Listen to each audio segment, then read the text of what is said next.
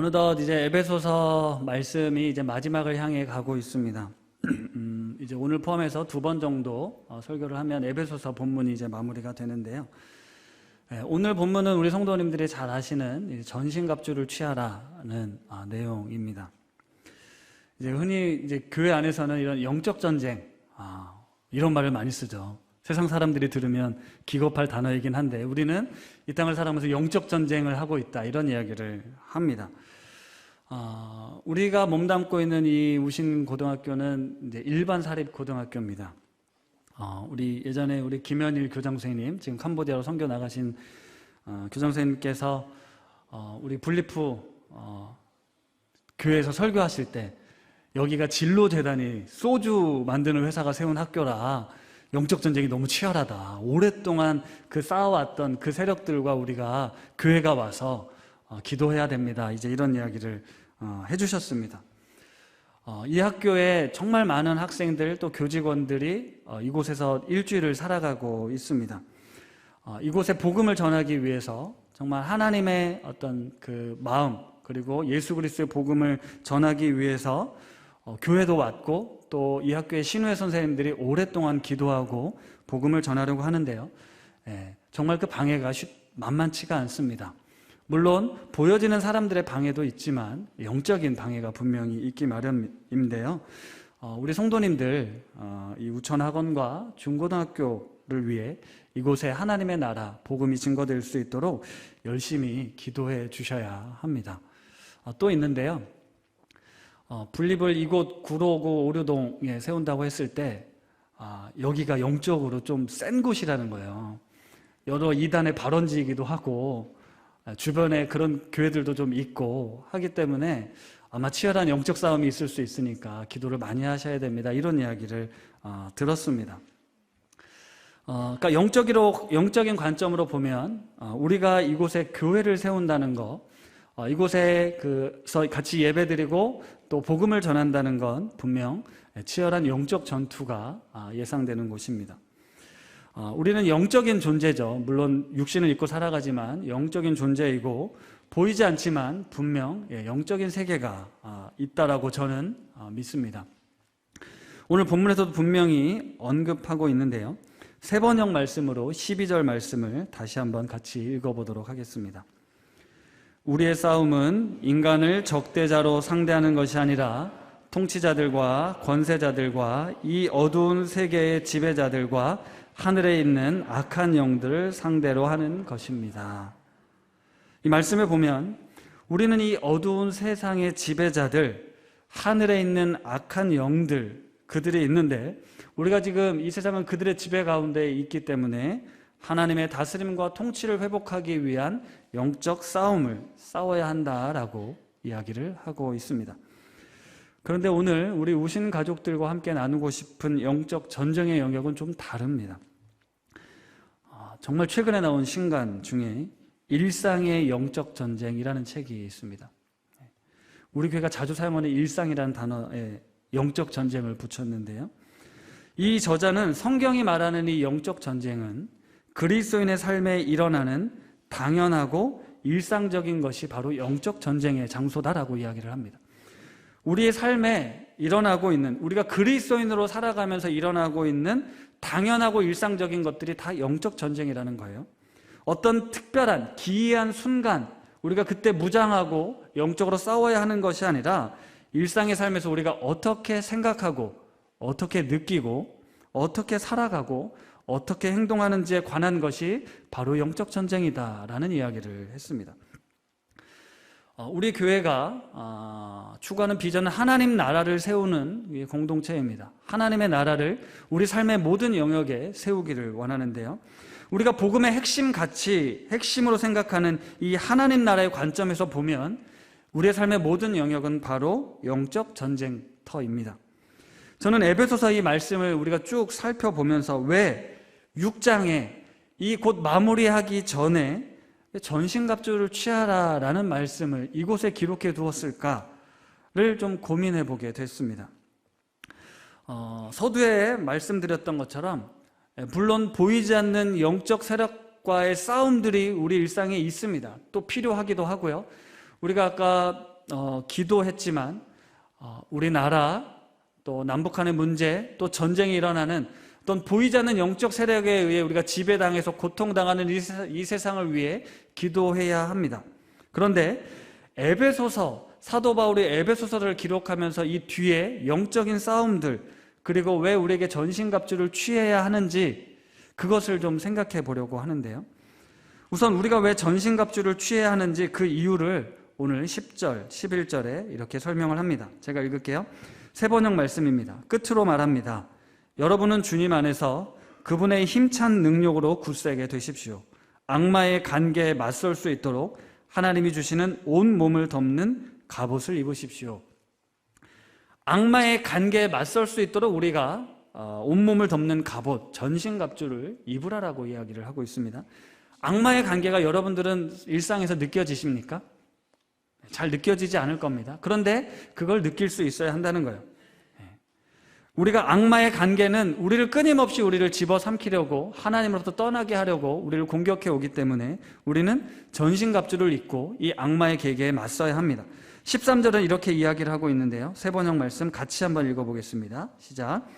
그러므로 하나님이 주시는 무기로 완전히 무장하십시오.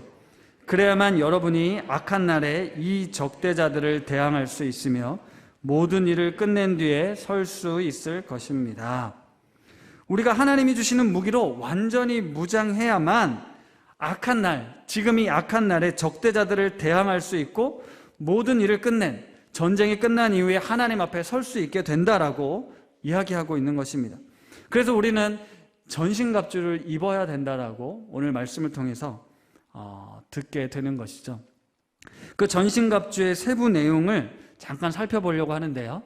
우리 다음 세대 친구가 친절하게 설명해 드리는 영상을 한번 보도록 하겠습니다. 진리의 허리띠, 의의 경배, 복음을 전할 신, 믿음의 방패, 구원의 투구, 성령의 칼. 네, 비장하지만 아주 짧은 영상이었는데요. 제가 부탁한 거 아닙니다. 이 에베소서를 백독한 친구인데 가정에서 읽고 이걸 촬영해서 보내주셔가지고 너무 귀엽기도 하고 또 감사해서 우리 성도님들과 함께 나누고 싶었는데요. 진리의 허리띠. 네. 허리는 우리의 어떤 몸을 지탱하는 힘을 쓰는 곳입니다. 진리, 예수 그리스도 하나님의 말씀으로 허리를 떼어라 라고 이야기를 하고 있고요. 의의 호심경, 호심경은 이 가슴을 가리는 갑옷을 말합니다. 가슴엔 우리 중요한 심장이 있습니다. 심장을 보호하는 의미인데요. 의의 호심경이란 우리가 의롭게 되었다라는 사실. 사단은 계속해서 너 봐라. 너는 어떻게 이렇게 살 수 있냐. 너는 죄인이야. 네 꼴을 봐라라고 이야기를 하지만 우리는 예수 그리스도의 그 보혈의 피로 말미암아 의롭게 되었다는 사실로 우리 심장을, 우리 생명을 지켜야 합니다. 그리고 평화의 복음이 준비한 것으로 신을 신다라고 이야기를 합니다. 이건 이따 다시 한번 언급할 건데요. 세번역 말씀은 평화의 복음을 전할 차비를 해라라고 번역이 되어 있어요. 복음을 전할 준비를 하라라는 거예요. 그러니까 우리가 신는 이 신, 전신갑주의 신은 복음을 전하는 용도라는 겁니다. 그리고 믿음의 방패, 우리가 사단의 공격을 막는 방패가 믿음의 방패인데요. 무엇을 믿습니까? 하나님의 살아계심, 하나님의 선하심, 하나님의 승리하심을 우리가 믿습니다. 이 하나님을 향한 믿음을 가지고 우리가 사단의 공격을 막아내야 한다는 것이죠. 구원의 투구, 하나님께서 우리를 은혜로 구원해 주셨습니다. 나의 어떤 지식과 능력으로 우리는 이 사단의 공격을 이겨낼 수 없습니다. 하나님께서 은혜로 씌워주신 이 구원의 투구를 통해서 우리를 지켜낼 수 있다는 것입니다. 그리고 마지막으로 성령의 검인 하나님의 말씀을 가지라라고 이야기를 합니다. 이렇게 전신갑주가 완성이 되잖아요. 근데 이제 전신갑주를 입는 이유는 공격이 아니라 방어입니다. 공격용 무기는 성령의 검인 말씀 하나였어요. 그런데 이제 공격하기 위해서 나가기 위해서 신어야 될 신발은 뭐냐면 평화의 복음을 전할 신발이라는 겁니다. 그러니까 우리가 적들과 싸울 때, 우리가 적들과 맞서 싸울 때, 공격하게 될 때 우리가 공격하는 그 공격은 심판하고 죽이는 공격이 아니라는 거예요. 왜냐하면 평화의 복음을 전할 신발을 신고 성령의 검 하나님의 말씀을 가지고 나아간다는 게 뭐예요? 하나님이 당신을 얼마나 사랑하시는지 좀 아십시오. 예? 하나님은 우리에게 진짜 평안을 주시는 분이십니다. 당신은 구원이 필요한 존재입니다. 라고 싸우라는 말씀인 거예요. 너는 죄인이야, 너는 악이냐, 너는 무찔러 없앨 적이야 라고 해서 우리가 성령의 검을 휘둘러 처참하게 진멸하라는 것이 아니라 당신 그 불쌍한 영혼을 향해서 하나님이 우리에게 주신 이 복음의 메시지, 평화의 복음을 가지고 다가가라, 이런 말씀을 하고 있는 겁니다. 저는 이 부분이 참 놀라웠어요. 아까 서두에도 우리가 영적 전쟁 이야기하면 여러분 뭐가 떠오르세요? 악의 세력이 지배하고 있는 곳에 가서 복음을 선포하고 찬양하고 무찌르자, 이런 이야기들을 주로 우리가 했습니다. 그 땅의 영혼들을 위해 불쌍히 여기고 평화의 복음을 전하고자 하기보다는 뭔가 싸워서 승리하고 쟁취해야만 할 것 같은 그런 마음이 있지 않으신가요? 그러니까 우리는 그동안 상대방을 죽여야 하고 쓰러뜨려야만 하는, 내가 하나님 편에 서 있고 나는 옳고 나는 선하기 때문에 당신은 우리의 적이고 우리를 넘어뜨리는 자이기 때문에 진멸해도 되는 영적 싸움을 싸워야 한다고 생각했는데, 우리의 공격은 평화의 복음을 전할 차비를 하고 하나님의 말씀을 가지고 복음을, 하나님이 예수 그리스도를 이 땅에 보내셔서 영 죽을 수밖에 없는 당신을 위해 십자가에 달려 죽으셨습니다. 이 복음을 믿고 새 사람, 거듭난 새로운 은혜를 누리십시오 라는 게 우리가 해야 될 공격이라는 거예요. 우리가 싸워야 될 싸움이라는 겁니다. 유명한 영화 미션이라는 영화를 많이들 보셨을 텐데, 마지막 그 이제 전투 장면에 보면 가브리엘 신부는 십자가를 들고 미사를 진행하다가 총에 맞아 죽습니다. 근데 그 반대편에 멘도사라는 이제 사람은 이건 총과 총으로 싸워야 된다라고 총칼로 적들과 맞서서 싸우는데요, 같이 죽습니다. 이 장면이 오버랩이 돼요. 기독교의 역사는 이렇게 상반된 접근법이 늘 존재했습니다. 비폭력, 하지만 무력으로 맞서야 될 때도 있어야 된다. 과연 우리가 기독교 역사 속에서 어떤 시각을 가지고 이 땅에 보냄을 받은 그리스도인의 군사로 살아야 할지 좀 생각해 볼 필요가 있다고 생각하는데요. 저는 우리가 에베소서 이 말씀을 통해서, 에베소서를 우리가 쭉 읽어오고 말씀을 들음을 통해서 우리가 어떤 영적 전쟁을 해야 하는지 좀 나누려고 합니다. 오늘 사도 바울은 끝으로라는 표현을 쓰면서 10절을 시작해요. 마지막으로 전신갑주를 입으십시오. 여러분, 에베소 교회 성도들에게 찾아와 있는 가장 큰 사단의 위협이 뭐였을 것 같으세요? 저희가 이제 에베소서를 처음 시작하면서 그 당시 사회, 정치적인 배경들을 좀 말씀드렸잖아요. 그들의 어떤 가장 큰 시련도 시련일 수 있고 또 사단의 어떤 달콤한 유혹이 있을 수 있었을 텐데요. 에베소 성도들은요, 그런 사단의 시련, 어떤 악마의 어떤 유혹에 꿋꿋이 믿음을 지켰던 사람들이었습니다. 그리스도 안에서 신실한 자들이라고 칭찬을 받았어요. 그런데 에베소는 당시 아시아의 가장 큰 도시, 번성한 도시, 그리고 우상숭배의 최고치를 달리던 아데미 여신을 숭배하던 도시였습니다. 그러니까 그곳에서 예수를 믿는다는 건 자신의 목숨을 거는 행위들이었어요. 만약에 그들의 사는 세상에서 돈을 벌고 성공하고 높은 자리에 가려면 그들은 기독교를 버려야 했습니다. 예수를 버려야 했어요. 하지만 그들은 예수를 버리지 않고 끝까지 믿음을 지켰던 사람들이에요. 그러니까 끝으로 전신갑주를 입어라 했을 때 너에게 찾아오는 이 믿음의 시련, 이걸 견뎌내기 위해서 전신갑주를 입으라 라고 하지는 않았을 겁니다. 그럼 무엇일까요? 에베소서 말씀이 우리에게 주시는 복음의 메시지는 무엇입니까? 사단은 우리가 함께 교회로 지어져 가는 것을 방해합니다. 마귀의 관계는 교회를 무너뜨리는 거였어요. 믿음의 성도들이 공동체를 이루지 못하도록 하는 것이 마귀의 관계였습니다. 수단과 방법을 가리지 않는 것입니다. 사단은 속이는 자예요. 거짓의 압입니다. 그리고 우리에게 속삭이죠. 인생의 주인은 바로 너야. 하나님이 아니야. 네 마음대로 해도 돼. 너에게 필요하면 만나고 너에게 도움이 되지 않으면 끊어. 너를 위해, 너의 만족을 위해, 너의 성공을 위해 이 세상 사람들을 이용해도 돼 라고 이야기를 합니다. 그렇게 창세기에서부터 시작된 사단의 유혹에 넘어간 인간은 하나님으로부터 떠나서 깨어지고 분열되고 전쟁과 다툼과 미움으로 가득한 세상이 되어 버렸습니다. 에덴 동산의 평화로운 질서가 깨어지고 전쟁으로 갈등하는 시대가 되어 버린 겁니다. 에베소의 핵심 주제는 교회론입니다. 그리스도 안에서 모든 구별, 차별이 사라지고 예수 안에서 우리는 하나다라는 메시지를 전하고 있어요. 예수 그리스도가 이 세상 만물에 충만히 거하시기에 우리 모두가 구원의 은혜를 받은 존재로 하나님 나라의 새로운 피조물로 다시 회복하여 함께 지어져가는 공동체를 사도 바울은 전하고 있는 거예요. 사랑하는 우리 우신 가족 여러분, 우리가 살고 있는 이 지금 시대는 다 느끼시겠지만 극심한 분열과 갈등의 시대입니다. 코로나로 인해 이 빈부격차가 더 심각해졌다라는 뉴스는 들으셨을 거예요. 이 좁은 땅덩어리 안에 대한민국은 온갖 이슈들로 전쟁을 치르고 있습니다. 하나 되지 못할 것 같은 그런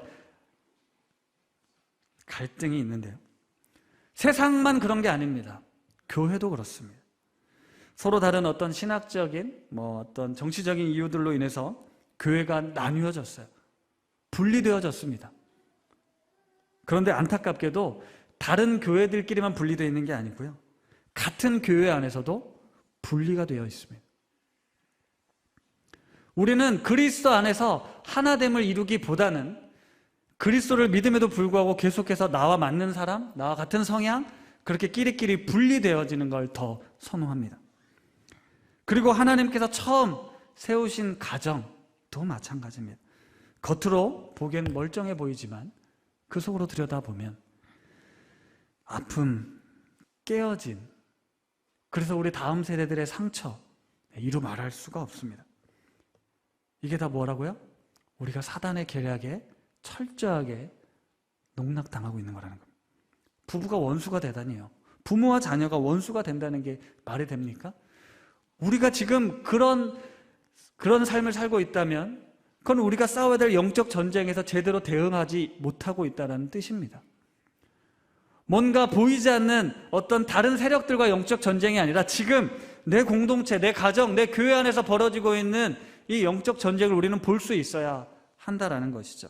사단은 우리를 절대로 사랑하지 못하게 하고 용서하지 못하게 하고 미워하고 오히려 분노하게 하고 분열하며 갈라지게 만들고 있습니다.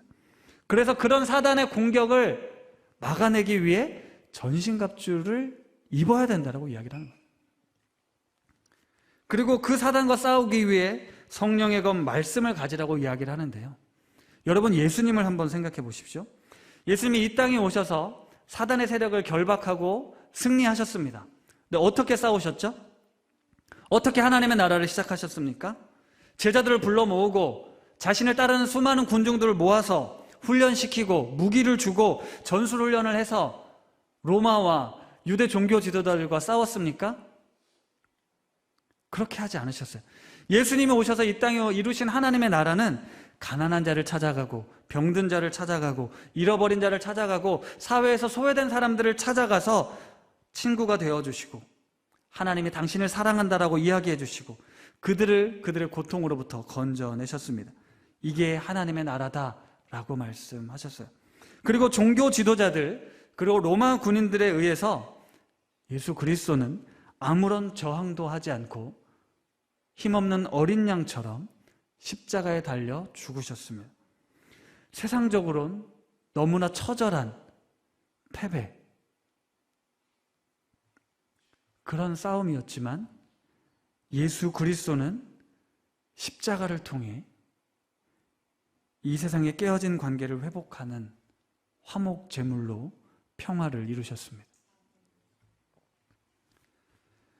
우리가 신앙생활을 하고 교회를 다니고 예수를 믿으면서 따라야 될 삶의 유일한 본은 예수 그리스도 한 분밖에 없습니다. 우리가 믿고 의지하고 따라야 될 삶의 기준은 오직 하나님의 말씀밖에 없습니다. 이 예수 그리스도를 만난 사도 바울이 오늘 에베소서 말씀에 이렇게 이야기를 해요. 전신갑주 뒤이어서 나오는 19절 말씀입니다. 같이 한번 읽겠습니다. 시작. 또 나를 위하여 구할 것은 내게 말씀을 주사 나로 입을 열어 복음의 비밀을 담대히 알리게 하옵소서 할 것이니. 사도 바울이 에베소 성도들에게 나를 위해서 기도해 주는데 이렇게 기도해 주십시오. 내가 내 입을 열어서 복음의 비밀을 담대히 알리게 해 주시라고. 근데 복음의 비밀이 뭐라고 생각하세요? 에베소서에 보면 비밀이라는 단어가 6번이나 나와요. 복음과 관련된 비밀이라고 6번 등장하는데 1장 9절에서 10절 말씀입니다. 제가 읽겠습니다. 그 뜻의 비밀을 우리에게 알리신 것이요 그의 기뻐하심을 따라 그리스도 안에서 때가 찬 경륜을 위하여 예정하신 것이니 하늘에 있는 것이나 땅에 있는 것이 다 그리스도 안에서 통일되게 하려 하심이라. 그 뜻의 비밀을 우리에게 알려주셨다. 그게 뭐냐? 하늘에 있는 것이나 땅에 있는 모든 것이 그리스도 안에서 통일되게 하나 되게 하려 합니다. 이게 비밀이라는 거예요. 세상 사람들이 봤을 때 너와 나는 다른 존재야. 내 인생은 주인은 나니까 우리는 하나가 될 수 없어지만 예수 그리스도를 통해 우리에게 주신 복음의 비밀은 당신과 내가 다르지만 하나님 안에서 하나님의 형상대로 창조된 우리는 하나가 될 수 있습니다. 예수 그리스도가 십자가를 통해 우리에게 그 복음을 허락하셨습니다라고 이야기를 하는 겁니다. 에베소서 3장 8절에서 9절은 이렇게 이야기합니다. 모든 성도 중에 지극히 작은 자보다 더 작은 나에게 이 은혜를 주신 것은 측량할 수 없는 그리스도의 풍성함을 이방인에게 전하게 하시고 영원부터 만물을 창조하신 하나님 속에 감추어졌던 비밀의 경륜이 어떠한 것을 드러내게 하려 하심이라. 여기서 말하는 비밀이 뭐예요? 그리스도의 풍성함을 이방인에게 전하게 하시려는 것이었습니다. 우리는 저들은 버림받은 우리와는 상종해서는 안 되는 존재들이야 그들에게 복음을 전하면서 이들과 우리가 하나가 된다는 것, 이게 하나님 나라의 비밀이라고 이야기를 하고 있는 겁니다. 복음을 듣고 우리가 한 공동체로 교회로 지어져 가는 것, 이것이 하나님의 비밀이다 라고 이야기하면서 에베소서 5장 32절은 이 비밀이 크도다 나는 그리스도와 교회에 대하여 말하노라 라고 이야기를 합니다. 부부 사이의 관계를 이야기하면서 사람과 사람 사이의 관계 속 그 비밀이 있는데 그게 뭐냐? 그리스도와 교회의 관계다 라고 이야기를 하는 겁니다. 우리가 복음을 받아들여서 이 땅에 교회로 존재하며 살아갈 때 내가 너와 다른 사람들과 한 공동체를 이루어가는 것, 이것을 비밀이라고 이야기를 하는 겁니다. 사도 바울이 담대하게 전하고자 했던 비밀은 이거였어요. 당시 그리스도인들에게도 이건 불가능해, 이렇게 해서는 안 된다라고 생각했던 이방인들에게 복음을 전하고 우리가 한 공동체를 이루어가는 그 사명을 끝까지 감당할 수 있게 해달라고 기도 부탁한 것이었습니다. 그리고 이 땅에 하나님의 나라, 하나님의 통치와 다스림이 회복되는 나라의 모습이 바로 이와 같다라고 이야기를 하면서 우리에게 에베소서 4장부터 6장까지 계속해서 그리스도인의 새로운 삶을 이야기해 주신 것이었습니다. 에베소서 4장 2절에서 3절 같이 읽겠습니다. 시작.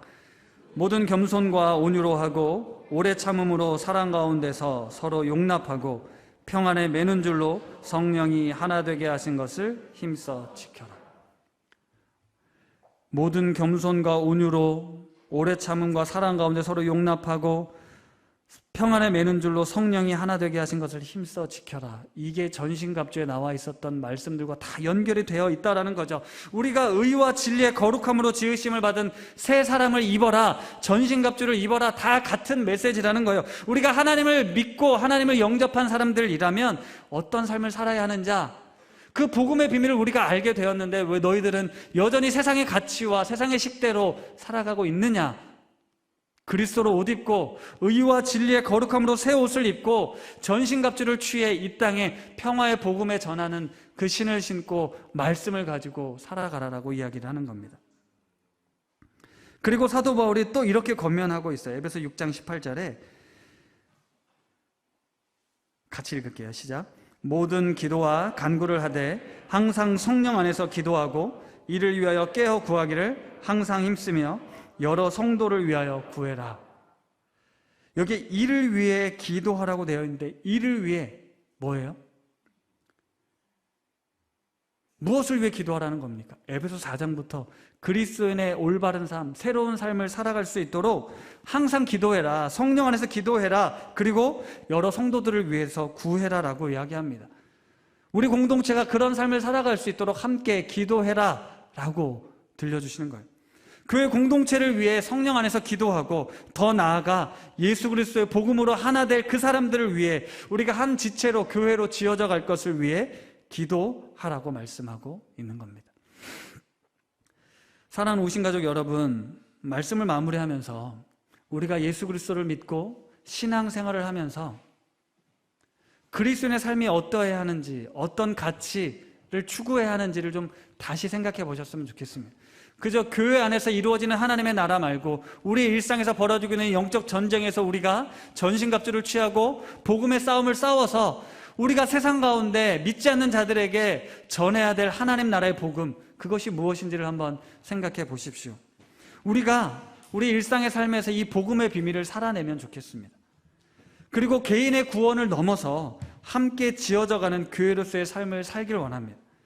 올해 서로가 교회되는 공동체, 내가 누군가에게 교회가 되어주는 거예요. 사랑이 필요한 자들에게, 위로가 필요한 자들에게, 도움이 필요한 자들에게 곁을 내어주고 다가올 수 있는 교회, 예수 그리스도가 피값을 주고 사신 그 교회, 그 교회로서 우리가 존재하자라는 것입니다.